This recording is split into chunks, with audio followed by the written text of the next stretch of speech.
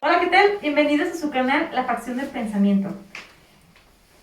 Les vamos a hablar sobre 4 motivos por los que la gente sube de peso y no tiene ni una idea. Pero desde lo psicológico y lo médico. Para empezar, es importante saber qué es el hambre emocional. El hambre emocional es lo que le pasa a una persona que trata de tapar una emoción o cubrir una necesidad emocional con alimentos, y por lo general son alimentos chatarras, papas, donas, dulces. Y esta persona lo hace porque no sabe cómo canalizar o afrontar las emociones en una situación, y pues recurre a la comida. También, ¿qué otra cosa puede caracterizar a un comedor alimentario? Una, que se alimentan después de comer en cualquier horario de forma repentina. 2, que pueden sentir culpa, vergüenza, tristeza después de haber comido eso. Lo hacen de manera atrabancada, o sea, demasiado, y por lo general se les antoja un tipo de alimento, o sea, sienten tristeza y recurren a un chocolate. O sea, siempre es algo dulce, o sea, siempre lo mismo. Entonces, cuando se cumplen estos criterios y también que la persona sienta hambre desde la garganta, o sea, como un vacío en la garganta, es un hambre emocional, no es un hambre física, y es importante diferenciar esto. ¿Qué factores pueden intervenir en esto, Carlos? Pues mira, tenemos esencialmente 4 factores específicos que pueden incidir en la cuestión del incremento de peso. El primero sería la cuestión del orden psicológico, la siguiente cuestión del orden orgánico, pero también tenemos aspectos genéticos y epigenéticos. Y para comenzar a abordar precisamente estos aspectos tan interesantes, sería bueno que empezáramos a describir cómo se produce o cuáles son estos fenómenos psicológicos y orgánicos que pueden inducir a la persona a elevar su peso. Así es. Entonces, yo les voy a hablar desde el aspecto psicológico. En el aspecto psicológico entra el área social. Desde que somos niños se nos, por un decir, con una emoción como la alegría, en los cumpleaños se compra pastel. Entonces se hace una asociación de que el pastel genera bienestar, genera alegría, genera como ese sentimiento de convivencia, de compañía, de celebración. Entonces se queda como esa asociación ya de alegría con comida en fiestas. Entonces siempre automáticamente que hay un cumpleaños se recurre al pastel y se come pastel. Y también esto pasa con emociones que son un tanto incómodas, que no nos gusta sentir, como la tristeza, el enojo, la ansiedad. Entonces, ¿cómo se puede explicar esta asociación? Bueno, hay una teoría que se llama teoría del condicionamiento clásico de Pavlov, en el que él dice que ante un estímulo siempre va a haber una respuesta. Y esta conducta se perpetúa cuando se genera muchas veces se presenta ese estímulo y se va reforzando con esa respuesta.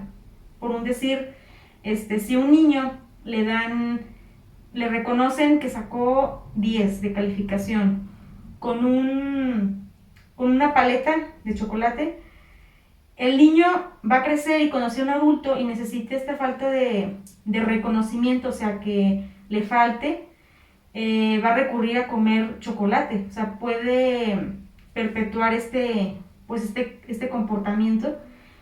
Incluso en otras situaciones, o sea, si hubo este estímulo que es la emoción de frustración o de tristeza, y la respuesta es comida, o sea que va a haber comida cada vez que haya este estímulo, pues se le va a reforzar. Entonces ya desde niño adulto va a seguir con esta conducta y es muy difícil que la deje. Entonces desde lo social y psicológico podemos decir que influye pues esta asociación y este reforzamiento. Ahora desde lo orgánico Hay un sistema en el cerebro que se llama sistema de recompensa. Lo que ocurre es que, por ejemplo, si el cerebro recibe azúcares, grasas, comida rica en calorías, lo que va a hacer es que va a activar el sistema de recompensa, o sea, va a liberar opiáceos endógenos y serotonina que le va a causar bienestar a la persona. Entonces, cada vez que la persona ingiera este alimento, se va a generar estos neurotransmisores y la persona se siente bien y va a querer más y va a querer más porque va a necesitar satisfacerlo. Entonces, esto también puede ocurrir pues en los alimentos, o sea, especialmente con comida chatarra, comida muy calórica. Y bien, Carlos, desde el aspecto genético, ¿qué nos puedes decir? Muy bien, ya que hemos comprendido que existen factores psicológicos y factores de tipo orgánico que pueden alterar las circunstancias que deriven que la persona tienda a comer más, hay que reconocer que también existen fenómenos de tipo genético y epigenético. Del lado del tipo genético vamos a mencionar específicamente 4 genes. El primer gen es un gen que produce un receptor denominado receptor de la melanocortina 4. Pero este receptor no actúa de forma individual, sino que en interacción con 2 neurotransmisores específicos, como es la serotonina y la dopamina, que a su vez estos 2 neurotransmisores en circunstancias determinadas y con ciertas concentraciones de los mismos pueden ocasionar ansiedad. Y este fenómeno de ansiedad en interacción con el receptor antes señalado puede ocasionar que el individuo tenga la sensación de tener que comer más, tiene más hambre. ¿Qué va a pasar con esto? Le va a generar una tendencia a subir de peso. Ese es el primer ejemplo. Tenemos un segundo ejemplo con otro gen que se llama el gen FTO, que este gen nos va a producir una enzima que va a interaccionar con los procesos metabólicos del organismo y va a ocasionar una circunstancia muy característica y particular, que es interferir con la sensación de saciación. El momento en el que el niño diga, me siento satisfecho, o la persona diga, ya hasta aquí y estoy lleno, pues eso va a retrasarse y la persona va a tender a comer más porque no se va a sentir satisfecha todavía, en razón de que esta enzima está produciendo alteraciones metabólicas. ¿En qué va a terminar la situación? Pues otra vez, subir de peso, porque va a comer de más. Como un tercer ejemplo, tenemos a la grelina. La grelina es una hormona que también tiene un mecanismo o una función muy, muy curiosa. Cuando la grelina se encuentra en concentraciones más elevadas, manda un mensaje al sistema nervioso central y determina que el sujeto tiene que comer más. Por lo tanto, a mayores cantidades de grelina, mayor es la ingesta calórica que tendrá la persona. Esto inducirá, a su vez, que este incremente de peso. Cuarto ejemplo, la melatonina. La melatonina es otra hormona que tiene un nombre muy curioso que se llama la hormona de la oscuridad, que precisamente empieza a producirse cuando hay ausencia de luz, cuando es de noche. O sea, que influye en la vigilia del sueño. Ajá, influye en la vigilia, en el ciclo de sueño-vigilia. Entonces, cuando la persona tiene niveles más bajos de melatonina, le va a ser más difícil conciliar el sueño. Y esto a su vez va a producir en la persona una situación de estrés. ¿Qué va a producir este estrés? Pues que la persona, por lo anteriormente señalado, por acción de la grelina, otra vez, incremente su necesidad de comer y vuelva a subir de peso. En resumen, hemos visto cómo 4 moléculas que derivan de la expresión de los genes en los humanos, si se encuentran alterados estos genes, mutados o con polimorfismos, pueden producir que la persona se vea alterada en sus situaciones metabólicas, en su situación fisiológica y tenga la tendencia a comer de más. Ujú. Pero esto no es el único motivo que puede explicar el hecho de tener que comer más y subir de peso.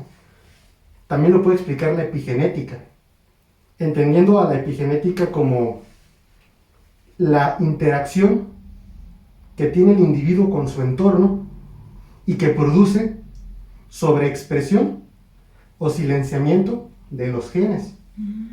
Entonces tendríamos que reconocer que hay circunstancias en el entorno que interaccionan o producen efectos a nivel genético, sobreestimulando o generando un déficit de estimulación en los mismos, y que por lo tanto el producto de los genes se ve aumentado o reducido, como lo puede ser la grelina, la melatonina, el receptor de la melanocortina 4 que ya hemos mencionado. Entonces el aspecto del entorno del individuo también le induce una expresión o reducción de los genes que a su vez puede derivar en que ésta tenga que comer más o tenga la necesidad de hacerlo y por lo tanto suba de peso. Entonces yo creo que sería interesante describir cómo se considera o cuándo es un sobrepeso y cuándo es una obesidad. Ah, sí, también es un término muy Sí, diferente. son términos distintos pero muy sencillos. Para considerar esto se atiende a los parámetros del índice de masa corporal. Si a la hora de establecer el índice de masa corporal de la persona se obtienen valores que son superiores al 24.9 y menores a 29.9, se determina un sobrepeso. Si es de 30 a 34.9, es obesidad de tipo 1. Si es de 35 a 39.9, obesidad de tipo 2. Y de 40 hacia arriba, obesidad de tipo 3 o también denominada como obesidad mórbida. Oh, ya está muy... Sí, entonces ya bajo estos parámetros pudiéramos determinar si nuestro peso está incidiendo a cuál de todas estas categorías y considerar que pudieran haber todos estos aspectos previos que hemos mencionado como afecta o que son concurrentes con su afectación de tener la necesidad de comer más. Entonces, para terminar con el tema, ¿te gustaría agregar algo más? Sí, es importante para poder empezar a resolver o tratar esta hambre emocional para aquellos que se identificaron un poco con las características. El primer paso es reconocerlo, reconocer que en situaciones hemos tenido cierta emoción, vamos a tender a comer cierto alimento y que después nos sentimos frustrados, con vergüenza o pues sí, como con tristeza por haber comido algo que realmente en ese momento ni siquiera teníamos hambre. Entonces lo primero es reconocer eso, reconocer las situaciones y qué tipo de comida se come y qué sentimientos deriva. Esto lo pueden hacer en un diario, pueden tener un diario en el que registren esto para empezar a hacerlo más consciente y se tiene que también atacar el problema de raíz, o sea, quienes sí realmente tienen un problema de hambre emocional, pues lo importante es ir al psicólogo y al nutrólogo, o sea, tener un tratamiento interdisciplinario. También se recomienda hacer ejercicio porque el ejercicio ayuda a disminuir estas ganas de comer demasiado. La meditación nos ayuda a ser más consciente de nuestras emociones sin juzgarlas y aceptarlas, es lo que nos puede ayudar a aceptar esto. Y sobre todo entender que una emoción deriva de un pensamiento. Entonces, si no tenemos pensamientos realistas, objetivos, nos va a generar pensamientos erróneos, o sea, emociones pues inadecuadas, exactamente, cuando no tenemos nuestro pensamiento bien, o sea, no tenemos nuestros pensamientos objetivos. Entonces hay que trabajar en nuestros pensamientos. Y bueno, eso es lo que les aconsejo. Y pues sería todo este tema. Si necesitan hacer preguntas, sugerir o dar alguna observación, saben que pueden dejárnoslo en nuestros comentarios y nos encantaría saber qué situaciones les genera cierta emoción y qué tipo de alimento consumen. Y bueno, nos despedimos por hoy. Gracias. Sí. Que les vaya bien. Adiós. Adiós.